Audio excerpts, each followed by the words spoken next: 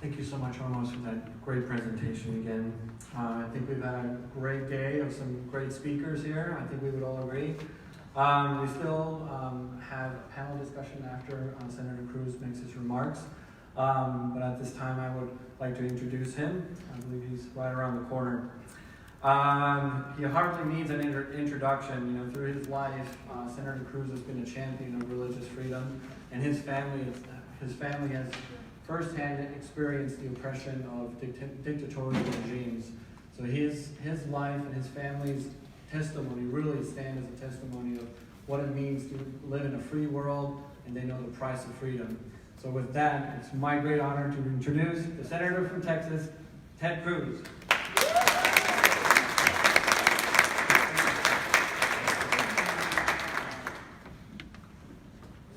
Well, good afternoon and welcome. Let me start by saying thank you. Thank you for speaking up for faith. Thank you for speaking up for liberty. Thank you for speaking up for fundamental human rights across the globe. When it comes to religious persecution, recent studies by domestic and international organizations have found that Christians are the most widely persecuted religious group in the world. They suffer at the hands of both state and non-state actors. Their persecutors range from Islamists to communists, from religious extremists to extreme atheists.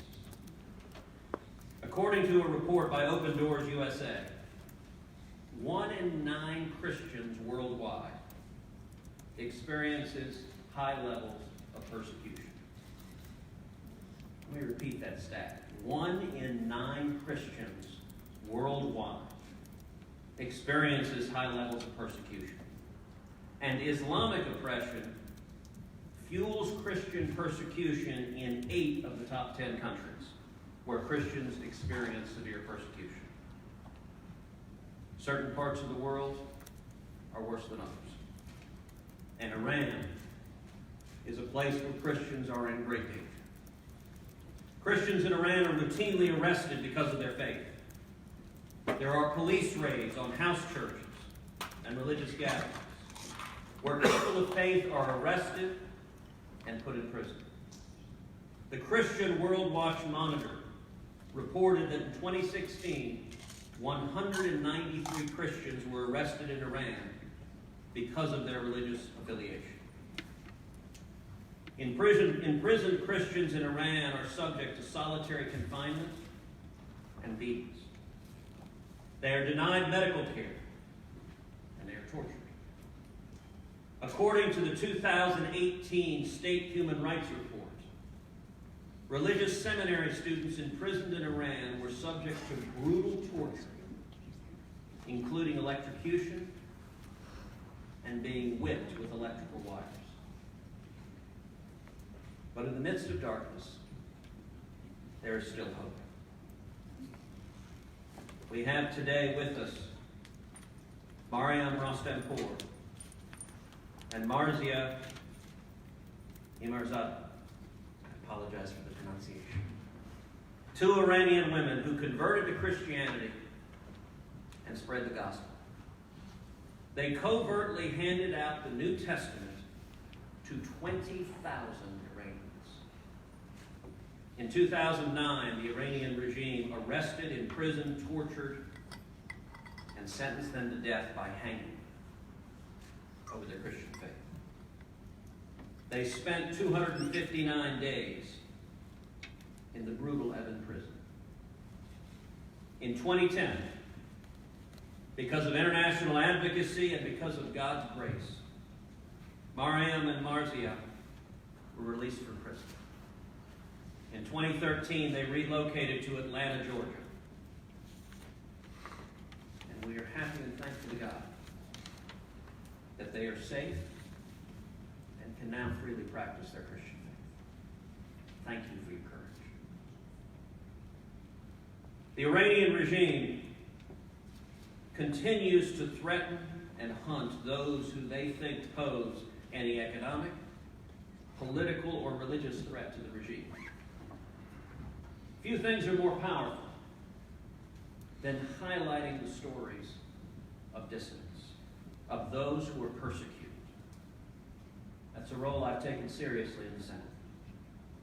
The last 7 years, over and over again, I've gone to the Senate floor to highlight dissidents standing up to tyranny, standing up to oppression. Because simply shining a light and telling their stories causes tyrants to fear repercussions.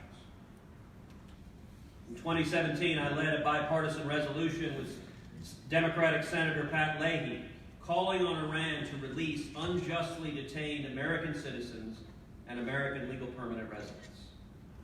That resolution passed the Senate.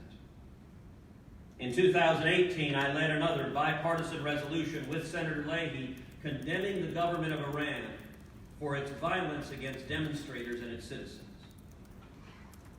We are in a position to lead by using our voice, by speaking truth to power, by courageously challenging tyrants and evil regimes.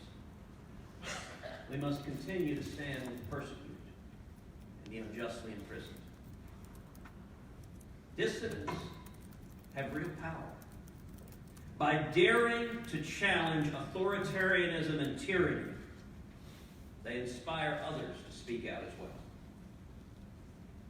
Whether it's Mariam and Marzia in Iran, or Liu Xia and Liu Xiaobo in China, or Leopoldo Lopez in Venezuela, or Asia Bibi in Pakistan.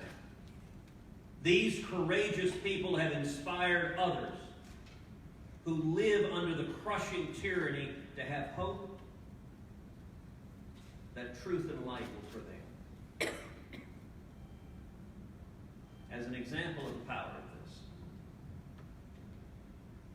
in the Senate I introduced legislation concerning Liu Xiaobo, the Nobel Peace Laureate in China who was wrongfully imprisoned. The legislation I introduced would rename the street in front of the Chinese embassy Liu Xiaobo Plaza. Now, that legislation took inspiration from a step taken during the Ronald Reagan administration, where under President Reagan, the United States renamed the street in front of the Soviet embassy Sakharov Plaza, after the famed dissident. And to pause and reflect the power of that every time someone wants to write to the embassy, they have to write the name of the dissident. Every time in today's modern technological world, you have to go to the website to say, where is the embassy located? They have no choice but acknowledge the dissident. That legislation initially faced significant opposition in the Senate. Indeed, I battled repeatedly on the Senate floor with Democratic senators, one senator, who opposed it. Ultimately, I placed a hold on every State Department nominee until the legislation was taken up and passed. That had a way of focusing attention. And I lifted that hold when we received agreement for the legislation to pass the Senate unanimously. The legislation never ended up passing into law because the House didn't take it up. And Liu Xiaobo passed away.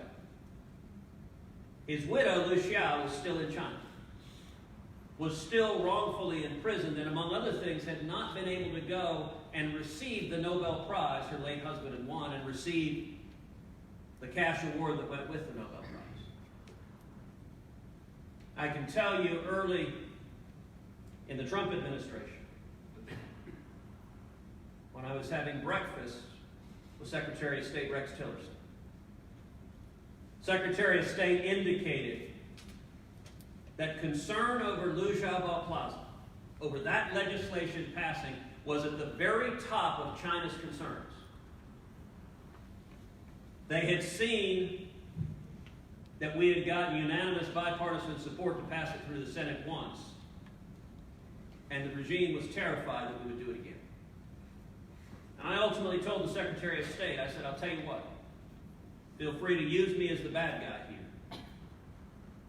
If China releases Liu Xiao, I'll step back from the legislation. And if they don't release her, I'll continue to press it until we pass it. Not too many months later, China released Liu Xiao.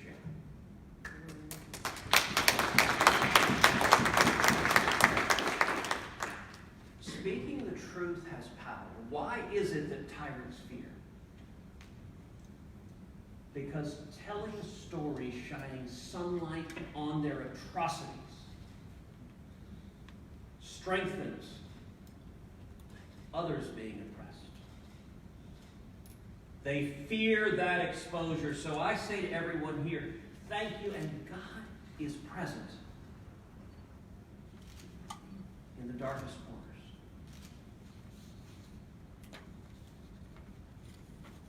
He is with us. His grace is present in the darkest prison cell.